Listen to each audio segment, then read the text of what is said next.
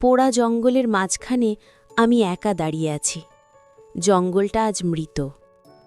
আমার নাম লুনা। মা বলতো, তুই আমাদের চাঁদের মতো আলো দিস। আমি আকাশের দিকে তাকাই। চাঁদ আছে, কিন্তু মেঘে ঢাকা। আজ তার আলো আমাকে ছুঁতে চায় না। বাতাসে শুধু ছাই উড়ে যায়। সব কিছু থেমে গেছে।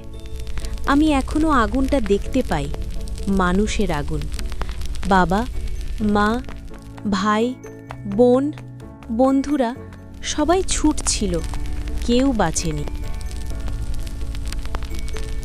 আমি শুধু দাঁড়িয়ে দেখেছিলাম। আজ নতুন সকাল, কিন্তু নতুন কিছু নেই। এটাই শেষ বাঁশের ডগা।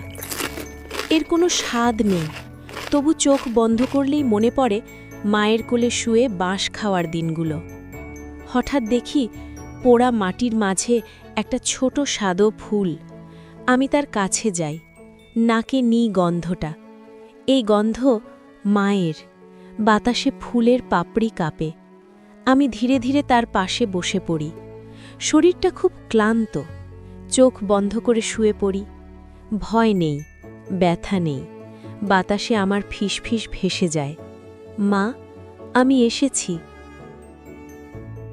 সব চুপ, পুরো জঙ্গল নিঃশব্দ।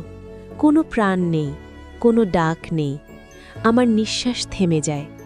একই সময়ে ফুলের একটা পাপড়ি হালকা কেঁপে ওঠে। এই পান্ডাটির জন্য সাবস্ক্রাইব করুন।